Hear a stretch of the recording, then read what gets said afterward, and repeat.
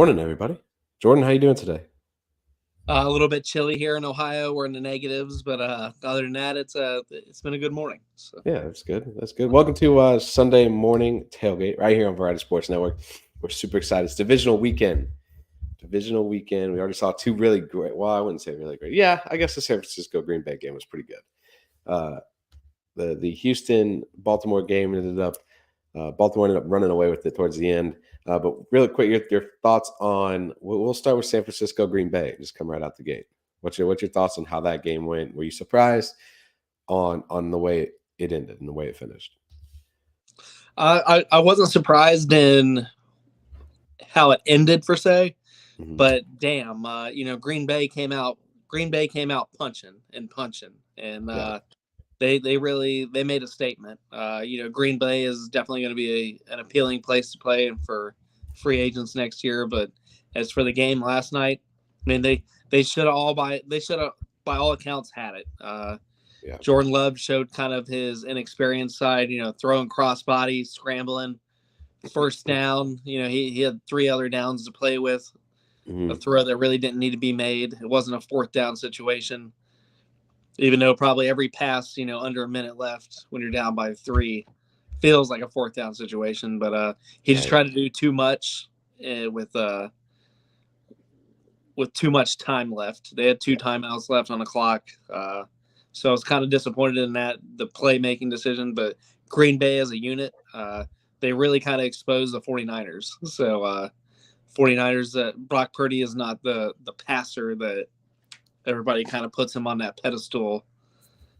Everybody was kind of, posting pictures of him next to Tom Brady and all this other stuff all week long. And he's a feel-good story. He's an above-average quarterback. I wouldn't put him elite. He's on an elite team. George Kittle played out of his mind last night. He was their big weapon, especially with the injuries at wide receiver. Yeah, Brandon going down. Ayuk stepped up. So, Yeah. what about you? What were your thoughts? Yeah, I wasn't necessarily surprised. Green Bay's been playing really good football. I felt like it was, watching it, I felt like it was a game they kind of let slip a little bit. I think they let a little bit of not animosity, but just kind of like the tension between the two teams get to them in some cases, and it ended up, causing them to get some, 15-yard penalties and whatnot, some unsportsmanlike stuff that kind of pushed them back. And you had that late. At least it's same. I mean, even same on the San Francisco side. That the couple of misses by the rookie kicker on both sides ended up being the a little bit of a death blow for the Green Bay Packers too. When it comes to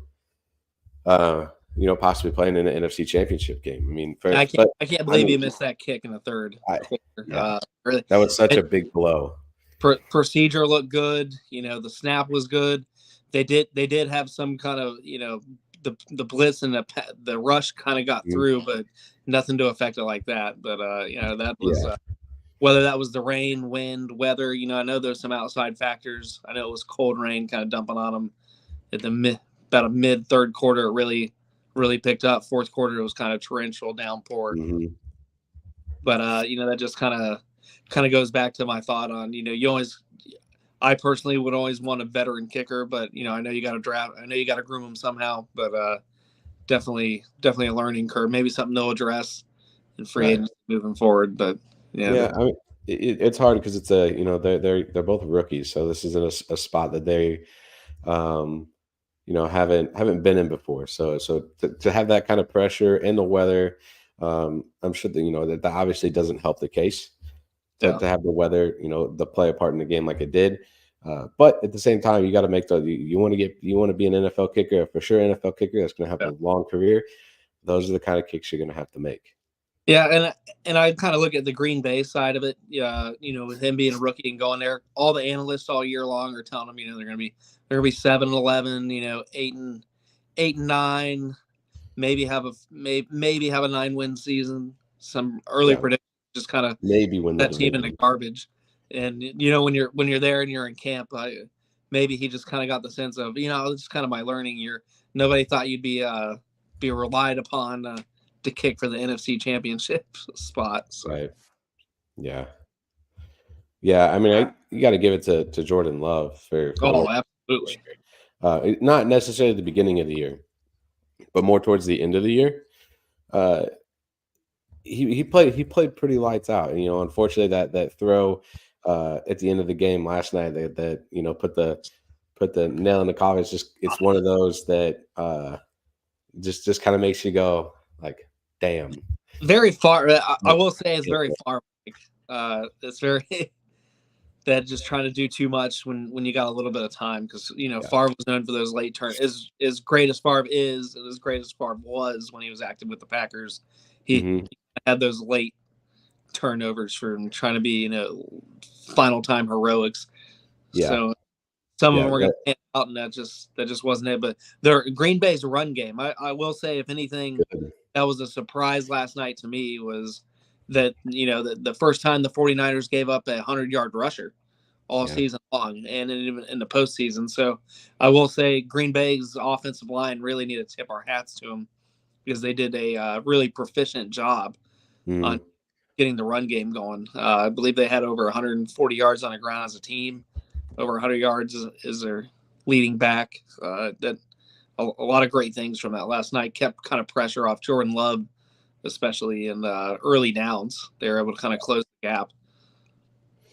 See here, I don't remember what they had as a team. Where's the team stats at?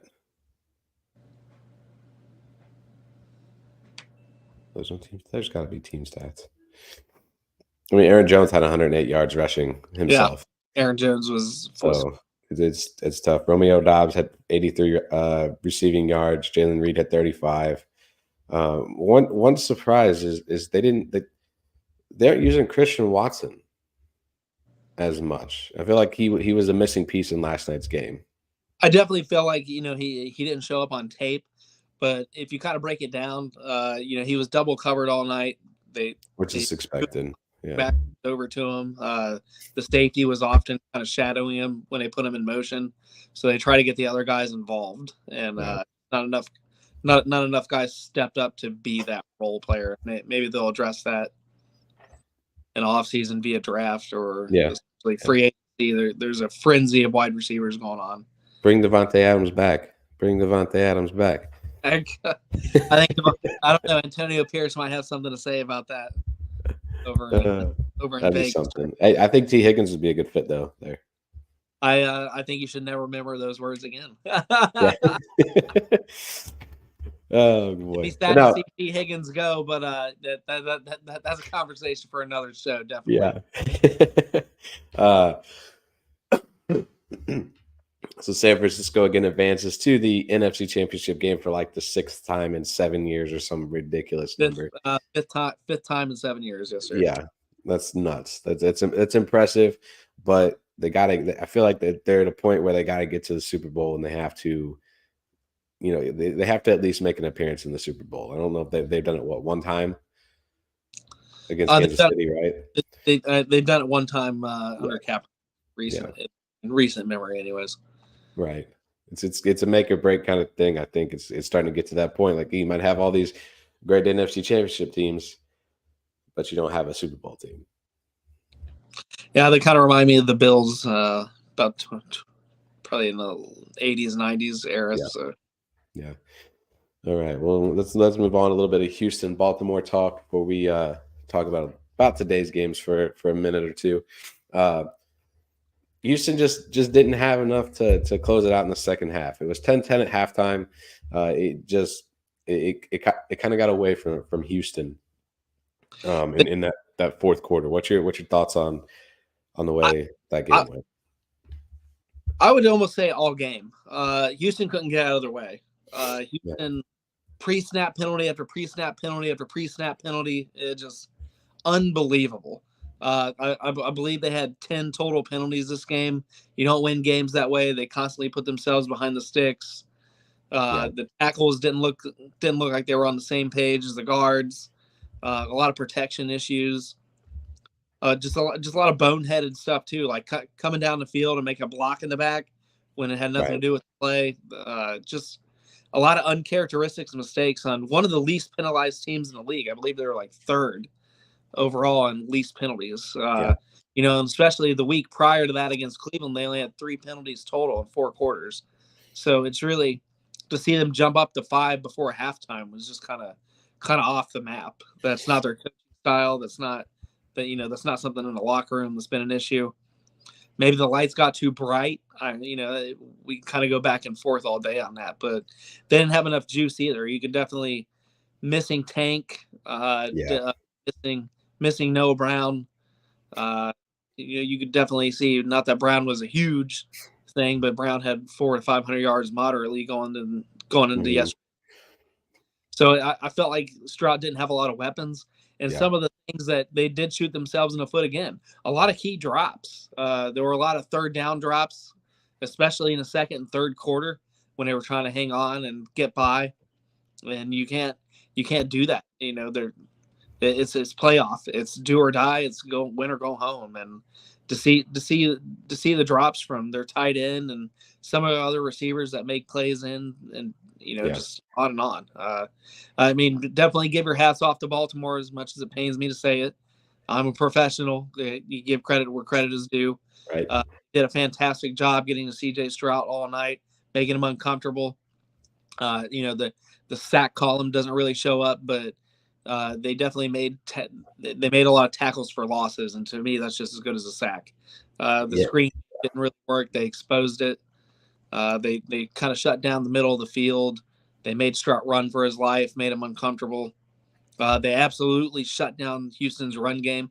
Houston's run game, besides a couple of pops there late in the game, was they're averaging 1.2 yards a carry going into the fourth quarter, which is just inexcusable for the offensive line and Tunsil and the unit that they have up there.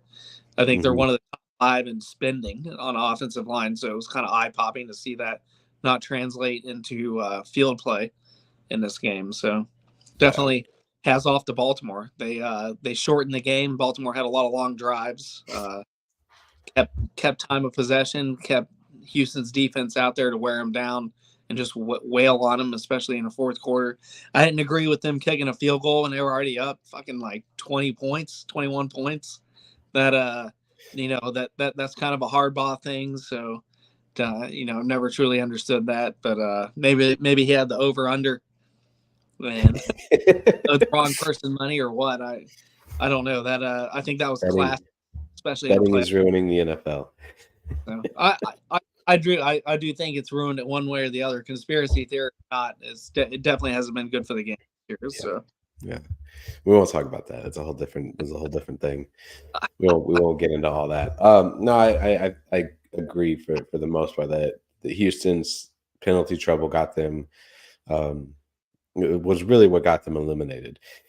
They, I don't know if I've said it before. If not, this is the first time I've said it. Houston just doesn't.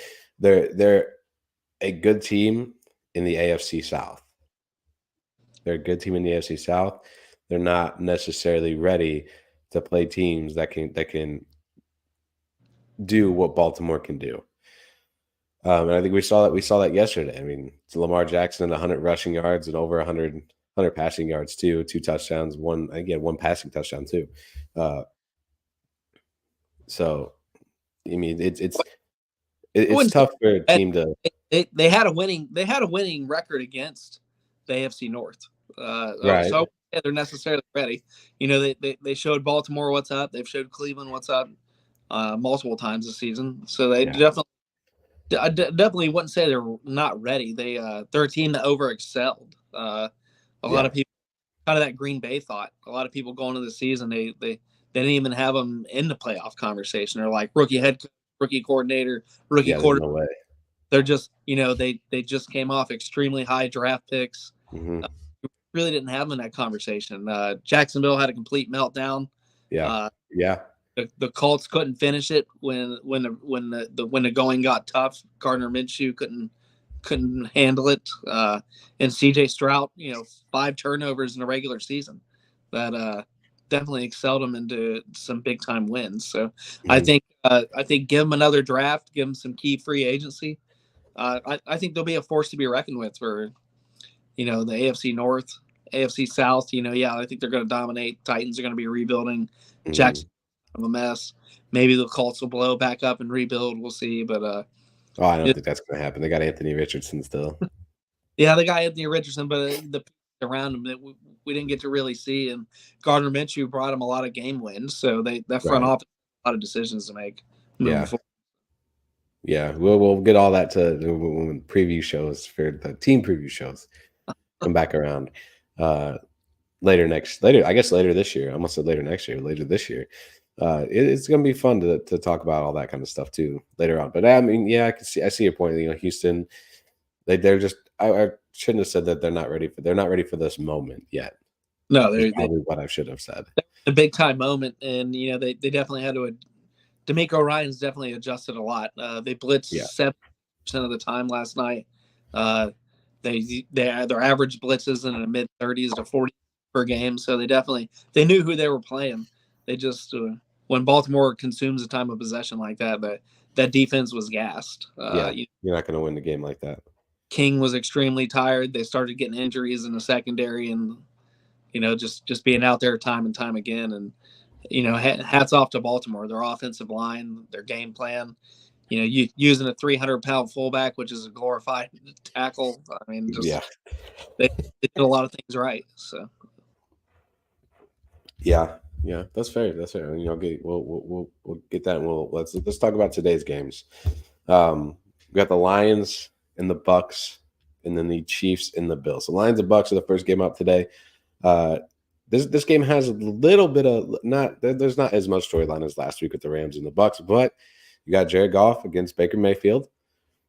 Mike Evans is trying to get to an NFC Championship game again, and possibly to the Super Bowl. It's going to be tough, but who's your favorite in this one? Is it the Lions or is it the Tampa Bay Buccaneers? I love everything that the Bucks do, but I got to say the Lions. The Lions, at least on paper and performance all year long. The Lions played in a tougher division.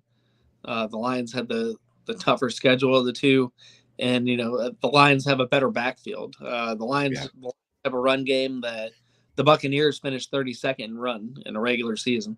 Now, granted, they were averaging 4.5 yards a carry last week for the first time ever.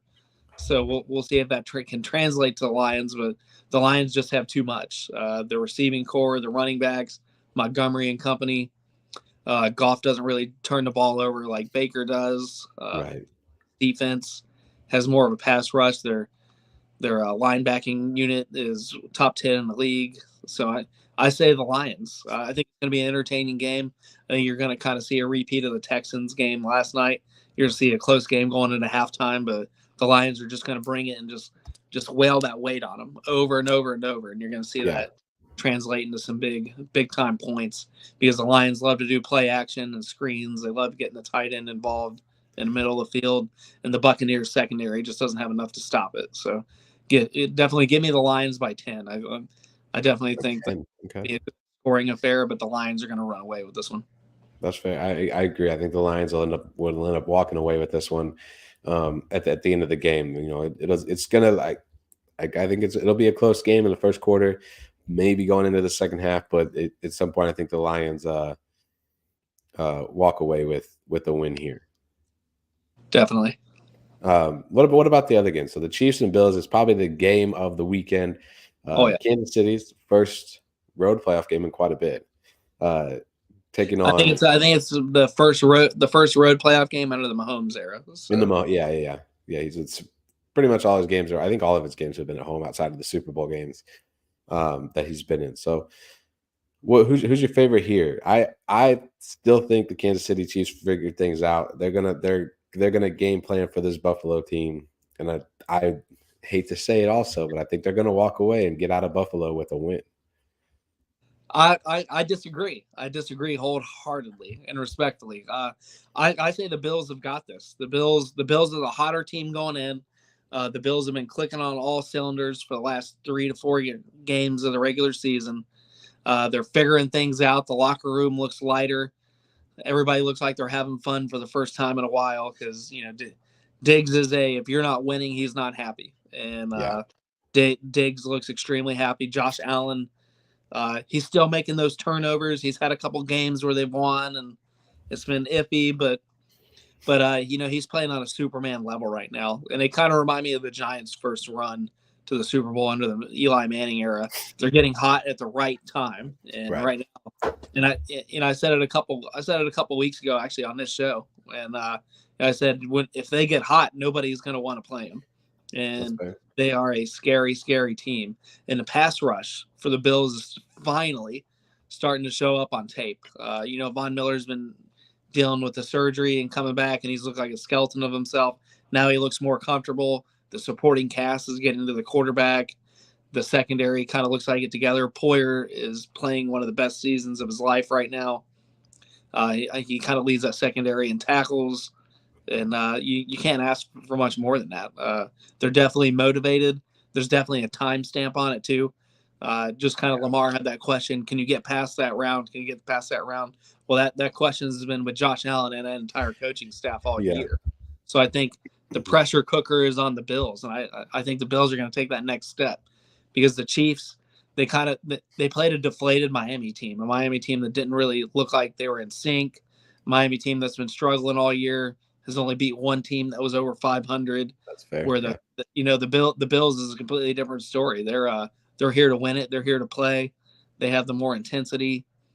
Where I just think the Chiefs kind of got lucky last week that they got Miami. Yeah. I think if they would have played any other team in the AFC, they would have struggled. I'm not saying they would have lost, but it would have definitely been more interesting because when Miami gets behind the sticks, they become one dimensional, and you can send the dogs on that. Where Miami also doesn't have a rushing quarterback. Josh Allen is going to make plays with his legs all afternoon long, and we'll see if the Chiefs can account for that. So, Okay.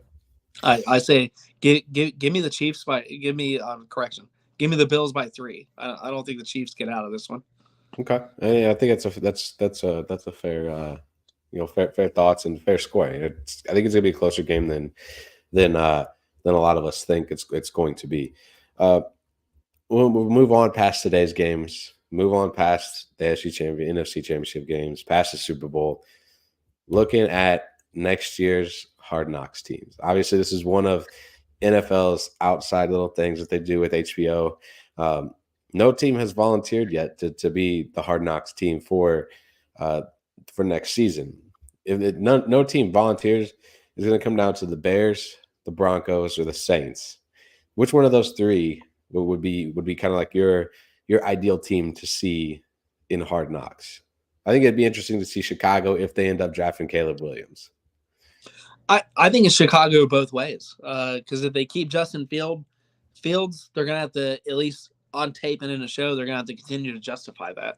And we'll have to get kind of real answers behind the scenes on what's going on in the war room in Chicago when they make those decisions. So I think they have the more entertaining frame. Some of the outside free agents that they brought in, especially like Montez Sweat and kind of the other acquisitions they brought over and they paid. And they got these guys paid the minute they got to Chicago. The big time trade for DJ Moore and kind of what the things that he would have to say on and off camera. I think that would be more entertaining. Denver to me is still kind of a mess. Which would make it fun. It would make it fun, but I don't foresee like a plan for success yet, and I could be completely wrong. I'm not paid to be an analyst yet, but I definitely think they don't have the talent there. Where Chicago's got the talent. They have DJ Moore, they have Mooney, they have two high draft picks going into this draft. Right. Yeah. Justin Fields has played hot and cold for them. They kind of made the adjustments on defense at the end of the year to kind of shore that up. So Chicago is kind of in a win now if they can hit the home run pick, which I think would be absurd if they didn't go for a Marvin Harrison Jr. And if they got him on Hard Knocks, if they did draft him, I think that would be super entertaining. Especially, Buckeye Nation has a little love affair with our players when they go to the NFL. Right. So I definitely think you'd be in tune for that kind of those broadcasts. I know I'll be watching. I know a lot of other Buckeye fans, especially with Justin Fields there, will be watching it as well. So. Yeah, no, I think it'd be. I think Chicago would be the favorite to kind of get that spot with the Hard Knocks side of things. It would be interesting to see how things work out in Denver if they were chosen to do this. Uh, in New Orleans, I mean, yeah, there's a little bit of yeah, like maybe that wouldn't be a bad one, but at the same time, there's really not a lot going on in New Orleans outside of you know And we've seen Derek oh Carr Dennis Allen thing, before when he was with the Raiders. So right? I don't think that if I was a network executive, I would definitely kind of look past that. Like, we've already seen him. We know how he's Yeah, going to act. We've seen him. We know his demeanor. Where at least the other two teams, whoever Denver sticks with quarterback and the drama and the talent level that's on Chicago right now, at least on paper, would be a lot more entertaining going into the season. yeah, yeah. No, that's fair. What about is there a team out there outside of those three teams that might be like, yeah, let's go ahead and do Hard Knocks? Which is there any team out there that you think would be a good fit besides those three teams? I think Seattle would be a good one. You actually read my mind. I was going to say Seattle myself, Yeah. kind of with the new coaching regime, and Yeah. to see if they stick. Do they stick with Geno? Because Geno keeps them at that 500 level. He's not playing above his level, but he's not playing below, below expectations in an NFL quarterback by any stretch. And the kind of the draft picks that they got, especially with the sophomore talent, the second year talent they got going in there, because they were loaded with rookies this year in the secondary. So that would be kind of grab your popcorn entertainment moving forward, especially if they get a big splash. You look at the Kirk Cousins is always gonna kind of be that spin the wheel. Does he stay in Minnesota? Can just throwing a DK Metcalf and company and the high draft picks that they got from Jackson Smith and Jimba appeal to him, along with a good run game and a decent offensive line. We always known that Seattle can bring the secondary and the defense, but they're kind of getting an identity as a passing offense at the moment, which is is uncharacteristic for them because they've always had that Marshawn Lynch or that ground pound. The ground and pound type game. Yeah. Russell Wilson, who can manage and pick apart zones and not necessarily make the deep throws. If you brought somebody over with a big cannon arm, kind of change the complexity a little bit. And a new coaching regime. Who do they pick? And does Pete Carroll stay in the front office? And if he does, what kind of role does he really play? So I think moving forward would be really interesting to see. And my third pick would be Atlanta. Atlanta, especially what they do at head coach, because one minute we're saying, Bill Belichick is the pick.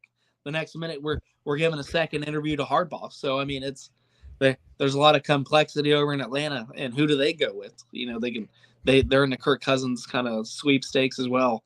Maybe they'll draft one, maybe they'll pick one, but they have a win now team kind of built around at least defensively, and especially the ground game, and they had great picks, and can they get it together? So I'd say between Seattle and Atlanta would be my big. Let's get the cameras there immediately. So that would be another good one. I think who is it? I think New England wouldn't be an awful choice either. You got to kind of same thing. You got a new head coach.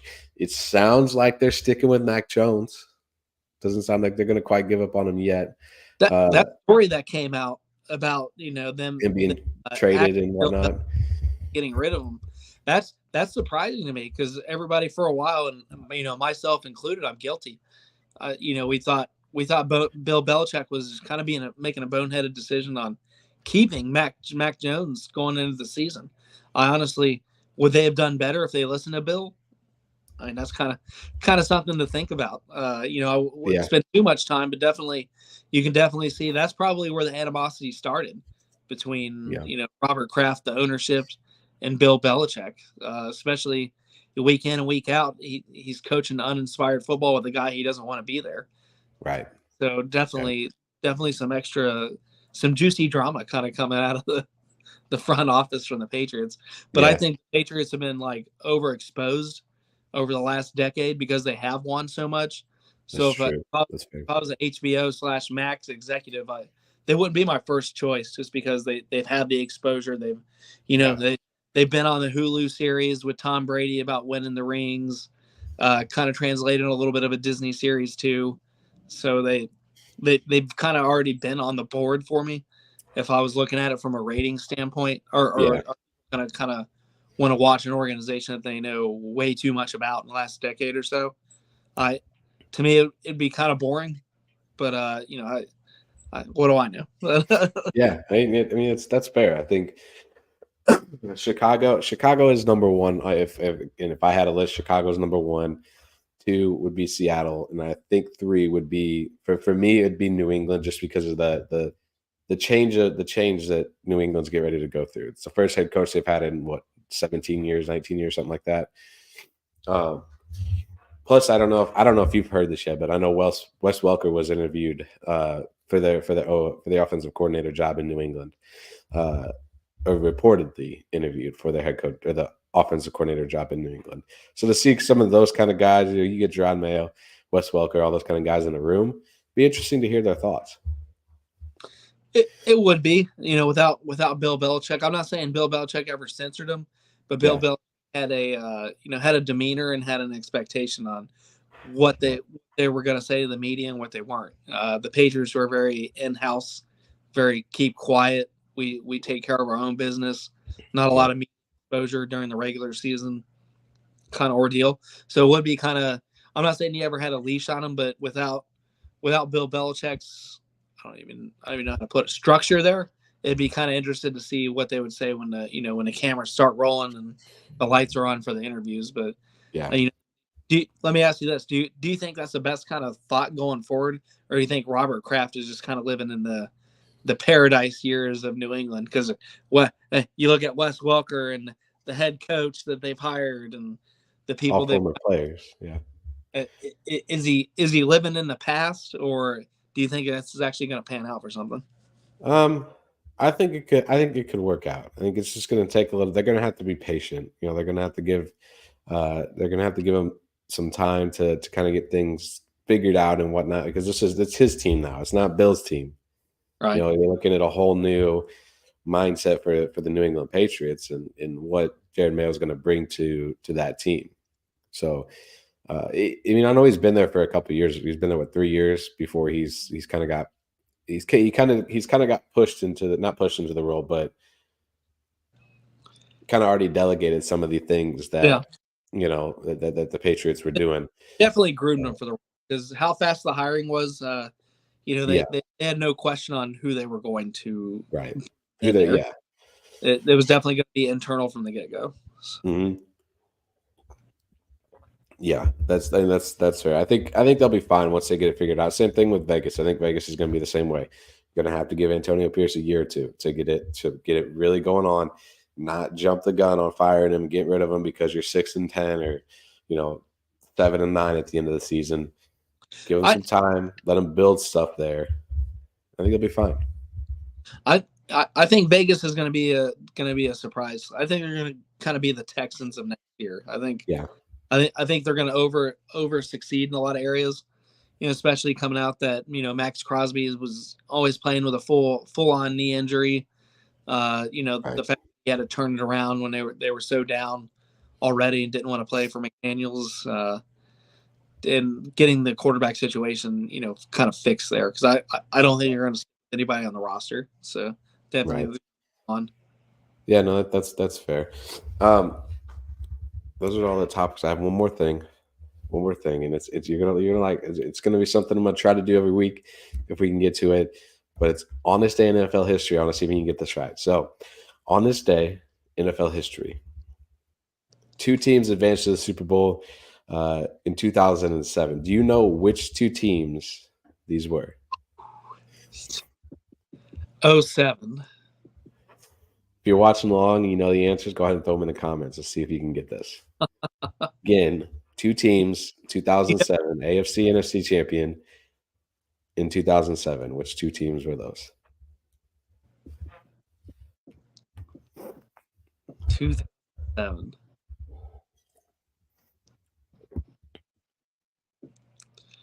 Man. One of the teams beat the New England Patriots. The other one beat the New Orleans Saints.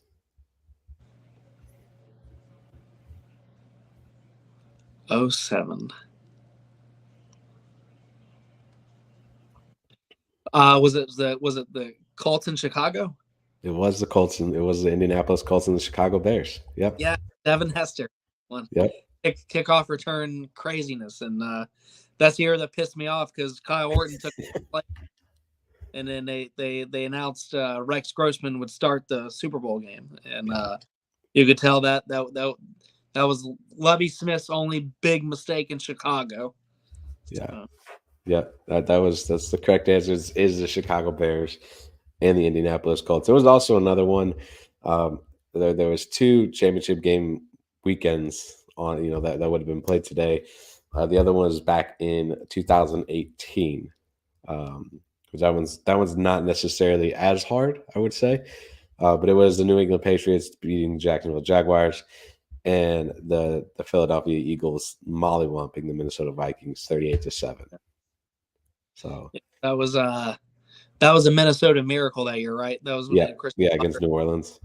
Yeah. Yes. So, but no, glad you got it. I didn't know. I didn't know how far back, how far back in history it could go with things and whatnot. So, but yeah, you got the answers right.